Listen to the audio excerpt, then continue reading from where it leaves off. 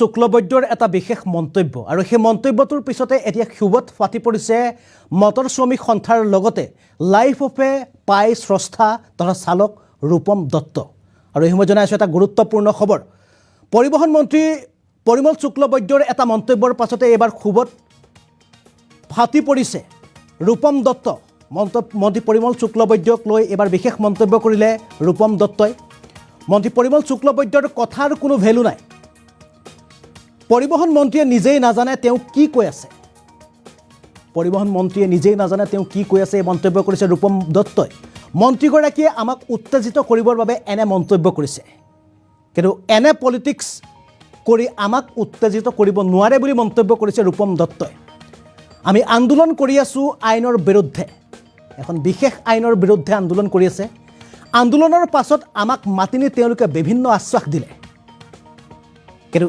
এতিয়া উলুটা খৰ মাৰিছে পৰিবহণ মন্ত্ৰীগৰাকীয়ে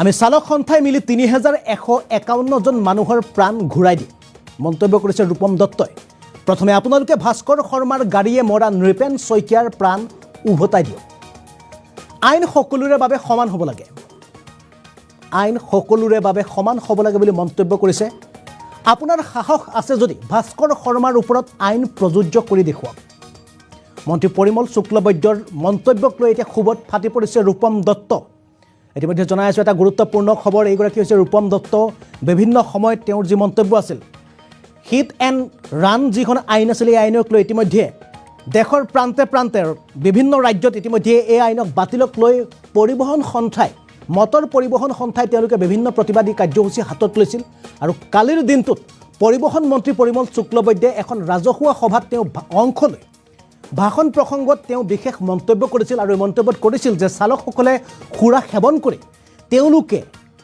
গাড়ী চলোৱাৰ বাবে 3151 গৰাকী লোকৰ মৃত্যু হৈছে আৰু যদি সম্ভৱ হয় তেওঁলোকৰ জীৱন উভতাই দিয়ক চালকসকলে আৰু যদি সম্ভৱ হয় যিসকল লোকক তেওঁলোকে হত্যা কৰিলে দুৰ্ঘটনা কৰি তেওঁলোকৰ পৰিয়ালৰ ভয়ন পোষণৰ লগতে তেওঁলোকৰ ঘৰৰ অভিভাৱকত্ব লওক বুলি কালিৰ দিনটোত পৰিবহণ মন্ত্ৰীগৰাকীয়ে এক বিশেষ ৰাজহুৱা সভাত তেওঁ এই মন্তব্য প্ৰদান কৰিছিল আৰু মন্ত্ৰীগৰাকীৰ এই মন্তব্যৰ পিছতে আজিৰ দিনটোত বিয়লিৰ ভাগত মটৰ পৰিবহণ সন্থাই এক বিশেষ সংবাদমেল আয়োজন কৰে আৰু এই সংবাদমেলৰ পিছতে এবাৰ চালক ৰূপম দত্তই পৰিবহণ মন্ত্ৰীগৰাকীৰ যি মন্তব্য আছিলে মন্তব্যক লৈ তেওঁ নিজৰ প্ৰতিক্ৰিয়া ব্যক্ত কৰিছে তেওঁ প্ৰতিক্ৰিয়া ব্যক্ত কৰি কৈছে যে পৰিমল শুক্লবৈদ্যই আমাক উত্তেজিত কৰিব বিচাৰিছে কিন্তু এনে পলিটিক্সেৰে আমি উত্তেজিত নহওঁ পৰিবহণ মন্ত্ৰীগৰাকীৰ কথাৰ কোনো ভ্যালু নাই তেওঁ মন্তব্য কৰিছে কেইবাটাও গুৰুত্বপূৰ্ণ মন্তব্য প্ৰদান কৰিছে ৰূপম দত্তই কিছু সময় পূৰ্বে আচলতে ৰূপম দত্তৰ এই মন্তব্য আছিল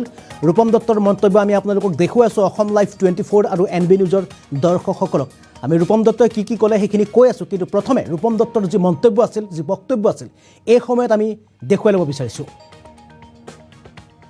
হ'বই লাগিব আমাৰ পৰিবহণ মন্ত্ৰী পৰিমল শুক্লবৈদ্যদেৱে যিটো ভাষণ দিলে সঁচাকৈ মোৰ হাঁহি উঠিছে মোৰ লাজ লাগিছে আমি কোনখন সমাজত বাস কৰিছোঁ আমি কেনেকুৱা মানুহক ভোট দি পেলাই মন্ত্ৰী বনাইছোঁ আৰু সেই মন্ত্ৰীক আমি ছাৰ মহোদয় শব্দই দি কৈছোঁ এইবোৰ সঁচা মা কচম খাই কৈছে এইটো মই তেখেত যদি পৰিবহণ মন্ত্ৰী নহ'লেহেঁতেন মোৰ মুখত কি ভাষা ওলালেহেঁতেন কিন্তু তেওঁ যিখন চকীত বহি আছে না সেই চকীখনক মই সন্মান কৰিছোঁ মোৰ মুখেদি মই বেয়া কথা নকওঁ কিন্তু এজন মন্ত্ৰীৰ মুখত এনেকুৱা কথা শুবাই নাপায় 3151 জন মানুহক জীৱন ঘূৰাই দিব লাগে ঠিক আছে ছাৰ আমি ঘূৰাই দিম আপোনাক কথা দিলোঁ মই গেৰাণ্টি দিলোঁ মই ঘূৰাই দিম প্ৰথম আপুনি ভাস্কৰ শৰ্মাৰ গাড়ীয়ে যে নিপেন শইকীয়াক মাৰিছিলে নিপেন শইকীয়া ৱাইফৰ সেন্দুৰ দিয়ক নিপেন শইকীয়াক জীয়াই দিয়ক মই মা কচম খাই কৈছোঁ মই 3151 জন মানুহ মই ঘূৰাই দিম মা কচম মই আপোনাক গেৰাণ্টি দিলোঁ আমাৰ গোটেই চালক সন্থাই মিলি আমি 3151 জন মানুহ ঘূৰাই দিম আপুনি খালি ছাৰ তাৰ আগত এজন ঘূৰাই দিয়ক আপুনি নিপেন শইকীয়াক ঘূৰাই দিয়ক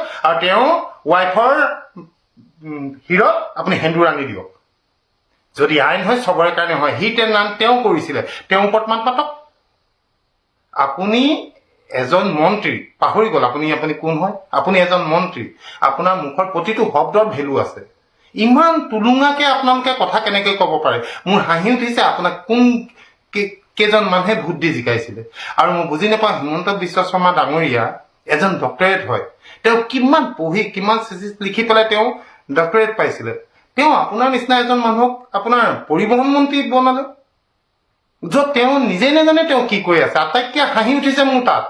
আপুনি ভাবিছে আপোনাৰ এইবোৰ কথা শুনি আমি জুই জ্বলিম, আমি আন্দোলন কৰিম, আমি কৰ্মবিৰতি কৰিম? না, এতিয়া নকৰোঁ। কৰ্মবিৰতি কৰিম অকল আইন বাতিলৰ কাৰণে, আইন সংশোধনৰ কাৰণে। আপোনাৰ কথাখিনি কোনো ভেলু নাই। মই আজিৰ পৰা এটাই জানিম যে যেতিয়ালৈকে আপুনি পৰিবহণ বিভাগত বহি থাকিব, এই পৰিবহণ বিভাগৰ কোনো কাম নাই। আৰু এটা কথা মই চিধা চিধি কৈছোঁ, আপোনাৰ এটা চাম, আপোনাৰ যিখিনি আপোনাৰ অফিচাৰ্ছ আছে তেওঁলোকে কয় কিবা এটা আৰু তেওঁলোকৰ বছে কয় কিবা এটা। অতি লাজৰ কথা। আপোনালোকে প্ৰথম নিজৰ মতত ইউনিটিটো আনক আৰু প্ৰতিটো কথা কোৱাৰ আগত ভাবিব, কিয়নো আপুনি এজন মন্ত্ৰী, আপোনাৰ প্ৰতিটো কথা লিপিবদ্ধ হয়, প্ৰতিটো কথা ৰেকৰ্ড হয়। আপোনাৰ কথা সকলো মানুহে মন দি শুনে। আমিতো সাধাৰণ এজন ড্ৰাইভাৰ, মোৰ কথা কোনে শুনিব? মই মাহকচন খালোঁ ন? মই ৩,১৫১ মানুহৰ গাত মই জান আনি দিম, কিন্তু আপুনি তাৰ আগত অকল এজন মানুহৰ গাত জান আনি দিয়ক, নিপেন শইকীয়াক। হিট এণ্ড ৰান কেছটো আনক, প্ৰথম ভাস্কৰ শৰ্মাৰ ওপৰত ইমপ্লিমেণ্ট কৰি দেখুৱাওক। যদি আপুনি সঁচাকৈ শুদ্ধ মানুহ হয়, আপুনি নিকা মানুহ হয়, আৰু আপুনি যদি ভাল মানুহ হয়, আহক মোৰ মুখামুখিকৈ আমি কথা পাতিম। মইতো একো পাপ কৰা নাই, ভুল কৰা নাই। মই মোৰ ন্যায়ৰ কাৰণে মই দাবী কৰিছোঁ। হিট এণ্ড ৰান কেছটো সংশোধন হ'বই লাগিব, নহ'লে হিট এণ্ড ৰান কেছ বাতিল হ'ব লাগিব। আইডাৰ অৰ, তাৰ ওপৰত বেলেগ কোনো কথা নাই। যদি আপুনি কৈছে ৩,১৫১ মানুহ ড্ৰাইভাৰে মাৰিলে, তেনেহ'লে ড্ৰাইভাৰে তেওঁলোকক মাৰ্ডাৰ কৰিলে। কোনখন থানাত ড্ৰাইভাৰৰ এগেইনষ্টত মাৰ্ডাৰ কেছ আছে দেখুৱাওক। মাৰ্ডাৰৰ কাৰণে আকৌ হিট এণ্ড ৰান কেলৈ লাগে? মাৰ্ডাৰৰ কাৰণেতো আমাৰ অলৰেডি কেছ আছেই। এজন মানুহক চুৰি মাৰি দিয়ক, এজন মানুহক গুলি মাৰি দিয়ক, এটাতো কেছ আছেই ন, এখন কানুন আছে ন, এখন আইন আছে ন। মাৰ্ডাৰ কেছৰ কাৰণে কি কৰিব? আকৌ এক্সট্ৰা হিট এণ্ড ৰান কেলৈ লাগে? সেইটো মাৰ্ডাৰ কেছতে ড্ৰাইভাৰখিনিক ফচাই দিয়ক। মোক খালি আপুনি প্ৰমাণ কৰি দেখুৱাওক ৩,১৫১ মানুহ কোনকেইজন ড্ৰাইভাৰে মাৰ্ডাৰ কৰিলে আৰু ক'ত ক'ত কেছ সন্নিৱিষ্ট হৈ আছে। আপুনি একো ক'ব নোৱাৰে, আপুনি একো নেজানে আপুনি কি কৈ আছে। ছাৰ, অকণমান চিন্তা চৰ্চা কৰক, অলপ ভালকৈ অসমখন আগলৈ লৈ যাওক, আমাক লগ দিয়ক। আপুনি এইটো নাভাবিব আপোনাৰ এনেকুৱা টুলুঙা মন্তব্যত আমি আন্দোলন কৰিম, আমি ৰাস্তাত আহিম, আমি কাজিয়া কৰিম, আমি উৎপাত কৰিম। মোৰ হাঁহি উঠিছে, মোৰ সঁচাকৈ হাঁহি উঠিছে। আপোনালোকৰ এই পলিটিক্স আপুনি আপোনাৰ পকেটত ভৰাই থওক। এটা আন্দোলন কৰিছোঁ আমি এখন আইনৰ বিপক্ষে। আমি যেতিয়া আমি এটা কৰ্মবিৰতিৰ ব্যৱস্থা কৰিলোঁ, আমি বিদ্ৰোহ এটা কৰিলোঁ, তেতিয়া গভৰ্ণমেণ্টৰ ফালৰ পৰা কেইবাজনো ডাঙৰ ডাঙৰ অফিচাৰ, যিসকলক চবেই চিনি পায়, তেওঁলোকৰ হতুৱাই আমাক মতুৱাই লৈ গ'ল, নি আমাক আশ্বাস দিলে, এইটো হ'ব, সেইটো হ'ব, এইটো কৰিম, সেইটো কৰিম। আমি তেওঁলোকক সন্মান কৰিলোঁ, আমি চৰকাৰ লগ দিলোঁ, আমি চৰকাৰক কথা দিলোঁ যে ঠিক আছে, আমি আপোনালোকে যদি আপোনাক এনেকৈ কৈছে তেনেহ'লে আমিও ২৪ ঘণ্টা কমাই ল'ম। ঠিক যেনেকৈ আমি কথা দিছোঁ তেনেকৈ কথা ৰাখিছোঁ।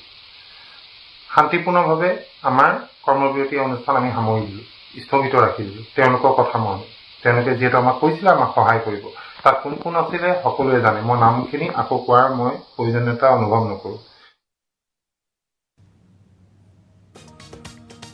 আৰু এয়া আছিল ৰূপম দত্তৰ মন্তব্য। ইতিমধ্যে ৰূপম দত্তই তেওঁ উল্লেখ কৰিছে যে ইতিমধ্যে যি কৰ্মবিৰতি আছিল, এই কৰ্মবিৰতি তেওঁলোকে কৰ্মবিৰতিত আছে। আচলতে তেওঁলোকে যি আছিল তেওঁলোকৰ বিদ্ৰোহ কৰিছিলে, বিদ্ৰোহ ইতিমধ্যে তেওঁলোকে শান্ত হৈ আছে। তেওঁলোকে বিদ্ৰোহ এতিয়া কৰা নাই, কিন্তু বিদ্ৰোহ আৰম্ভ কৰিব ৰূপম দত্ত বা তেওঁলোকে পৰিবহণ সন্থাই পুনৰ বিদ্ৰোহ আৰম্ভ কৰিব। কিন্তু যিখন হিট এণ্ড ৰান যিখন আইন আছিল, সেই আইনখনৰ সংশোধনৰ বাবে, সেই আইনখনৰ বাতিলৰ বাবে তেওঁলোকে বিদ্ৰোহ আৰম্ভ কৰিম বা তেওঁলোকে প্ৰতিবাদ আৰম্ভ কৰিম বুলি ইতিমধ্যে মন্তব্য প্ৰদান কৰিছে লাইফ অফ এ ড্ৰাইভাৰৰ স্ৰষ্টা ৰূপম দত্ত। ইতিমধ্যে জনাইছোঁ যে কালিৰ দিনটোত পৰিবহণ মন্ত্ৰী পৰিমল শুক্লবৈদ্যই এখন ৰাজহুৱা সভাত এটা বিশেষ মন্তব্য দিছিল। এটা ভাষণ প্ৰসংগত তেওঁ বিশেষ কথা উল্লেখ কৰিছিল, আৰু সেই কথাখিনি প্ৰসংগ আছিল এনেধৰণৰ যে অসমৰ প্ৰায় ৩,১৫১গৰাকী লোকক চালকসকলে সুৰাপান কৰি তেওঁলোকে বিভিন্ন সময়ত দুৰ্ঘটনা পতিত কৰি, দুৰ্ঘটনা সংঘটিত কৰি তেওঁলোকক হত্যা কৰিছে। যদি সম্ভৱ হয় চালকসকলে সেই ৩,১৫১গৰাকী ব্যক্তিক তেওঁলোকে উভতাই দিয়ক, যদি সম্ভৱ হয়। আৰু তেওঁলোকে যদি উভতাই দিব পাৰে, তেতিয়াহ'লে যি হিট এণ্ড ৰান যিখন আইন আছিল, সেই আইনখন চৰকাৰে সংশোধন কৰিম বা বাতিল কৰিম বুলি কালিৰ দিনটোত ভাষণ প্ৰসংগত তেওঁ এই মন্তব্য প্ৰদান কৰিছিল। আৰু এই মন্তব্যৰ পিছতে আজিৰ দিনটোত, আজি বিয়লিৰ ভাগত পৰিবহণ সন্থাৰ লগতে ৰূপম দত্তই তেওঁ ফেচবুক পেজৰ জৰিয়তে তেওঁ প্ৰতিক্ৰিয়া প্ৰকাশ কৰিছে।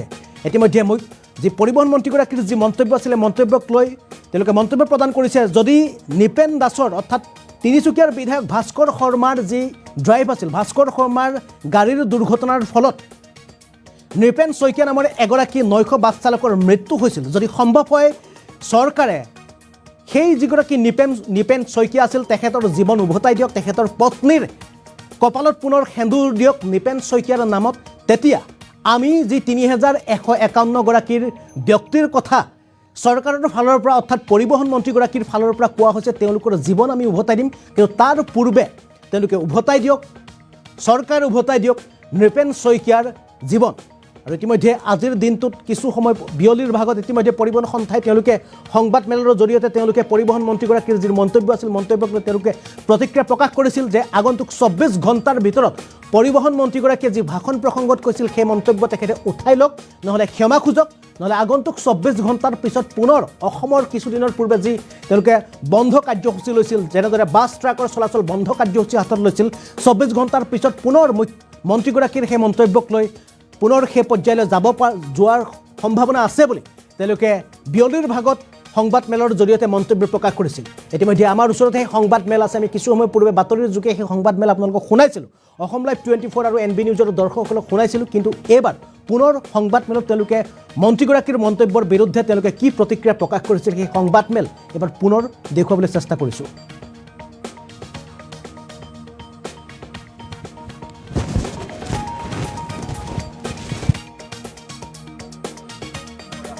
আৰু ২ নম্বৰ কথাটো হৈছে তেওঁ মন্ত্ৰী অকল পৰিবহণৰে নহয়, তেওঁ পৰিবহণ মন্ত্ৰী হিচাপে লাইচেঞ্চ হোল্ডাৰবিলাকৰ মালিক হ'ব পাৰে, কিন্তু তেওঁ একে সময়তে তেওঁলোকে নিজেই স্বীকাৰ কৰে যে ড্ৰাইভাৰবিলাকে সুৰাপান কৰি গাড়ী চলোৱাৰ কাৰণে এক্সিডেণ্ট বেছিকৈ হয়। এই সুৰাপানৰো মালিক তেখেতে হয়, এই আপোনাৰ এক্সাইজ মিনিষ্টাৰ। গতিকে তেখেতে সেইদিনা যিটো স্পিৰিটত তেওঁ ভাষণ দিলে, আমাক এনেকুৱাকৈ আক্ৰমণ কৰিলে, ৩,১৫১জন যি মৰিলে ভিক্টিম, তেওঁলোকৰ লাইফটো আমি ঘূৰাই আনি দিব পাৰিমনে? আমাক কৈছে আনি দিব। আচ্ছা, তেওঁক মই এতিয়া কৈছোঁ, তেওঁ ৩,১৫১ আমি বাৰু আনি দিম, তেওঁ এজনৰ লাইফ আনি দেখাই দিয়ক, এজনৰ খালি আনক, বাকী ৩,০০০ আমি দায়িত্ব ল'ম। এজন কোন জানেনে? এই নিপেন শইকীয়া। কোন জানেনে? নিপেন শইকীয়া নাইট ছুপাৰৰ এজন চালক আছিল তিনিচুকীয়াত, মাৰ্ঘেৰিটাৰ MLA ভাস্কৰ শৰ্মাৰ গাড়ীয়ে হিট এণ্ড ৰান, সেইটো একেবাৰে হিট এণ্ড ৰান ৰেজিষ্টাৰ হৈছে। আমি যোৱা ৫ আৰু ৬ তাৰিখে সমগ্ৰ অসমতে মটৰ শ্ৰমিক সংগঠনসমূহে বন্ধৰ আহ্বান দিছিলে। এই বন্ধটো এইকাৰণে দিছিলে যে এখন কেন্দ্ৰীয় চৰকাৰে গৃহ দপ্তৰৰ পৰা আইন এখন ৰচনা কৰা হৈছে, য'ত নেকি ১০৬ নম্বৰ ধাৰাৰ উপধাৰা ২ ইয়াত মটৰ শ্ৰমিকৰ হিট এণ্ড ৰান বুলি এটা দফা তেওঁলোকে কৰিছিল। এই দফাত কি আছে যে এটা এক্সিডেণ্ট হ'লে 10 বছৰ জেল পৰ্যন্ত হ'ব পাৰে আৰু 7 লাখ টকা পৰ্যন্ত ফাইন হ'ব পাৰে। গতিকে এজন ড্ৰাইভাৰৰ কাৰণে অকল ড্ৰাইভাৰেই নহয়, এই ড্ৰাইভাৰৰ লগত যিবিলাক সৰু সৰু মালিক আছে এইবিলাকৰ কাৰণে এইটো এটা বিপদজনক কথা, কাৰণ কোনো ড্ৰাইভাৰৰ ইমান লাখ টকাৰ 1 লাখ টকাও তেওঁৰ হাতত নাথাকে। অতি দুখেৰে জনাইছোঁ যে আমাৰ যিহেতু যোৱা 5 তাৰিখে সুন্দৰভাৱে অসম চৰকাৰৰ প্ৰতিনিধিয়ে আমাক অসমৰ মটৰ শ্ৰমিক সংগঠনৰ যৌথ মঞ্চৰ বিভিন্ন সংগঠনৰ প্ৰতিনিধি নেতৃবৰ্গক আমন্ত্ৰণ জনাইছিল এটা আলোচনাৰ কাৰণে, আৰু আলোচনা অতি সুন্দৰভাৱে আমাৰ লগত কৰিছিল। আমি সেই আলোচনাটো তেওঁলোকে বাস্তৱত ৰূপায়িত কৰিব বুলি আমি সম্পূৰ্ণ আশাবাদী আছিলোঁ। তাৰ লগতে কথা হ'ল যে আমি সেই সময়ত দিনজোৰা ক'ব গ'লে আমি ৰাতিপুৱা 11 বজাৰ পৰা সন্ধিয়া 7 বজালৈকে কেইবা ৰাউণ্ড বৈঠক আমাৰ হৈছিল। ট্ৰেন্সপৰ্ট কমিশ্যনৰ অফিচত কেইবাবাৰো বৈঠকত মিলিত হৈছিলোঁ। তেওঁলোকে যেনেকৈ কৈছিল আমি সেনেকৈ মানে সম্ভৱ নাছিল, যাৰ কাৰণে বাৰ বাৰ আমি আমাক প্ৰতি নেতৃত্বই আমি বেলেগকৈ বহি আলোচনা পৰ্যালোচনা কৰি আমি তেওঁলোকক কিছু কথা জনাইছিলোঁ। তেওঁলোকে লাষ্ট পৰ্যায়ত আমাৰ লগত এটা মাইনোটছ হৈছিলে ধুনীয়াকৈ, এইটো তেওঁলোকে ইয়াতে অসমত কমচে কম চালকৰ স্বাৰ্থত বা আমাৰ যিখিনি সংগঠন আছে সংগঠনৰ ভিতৰত আলোচনা কৰি তেওঁলোকে যি কৰিবলৈ পিছৰ পৰ্যায়ত কৰিব আৰু এটা কাৰ্যকৰী কৰিব নিদিয়ে বুলি তেওঁলোকে প্ৰতিশ্ৰুতি দিছিলে।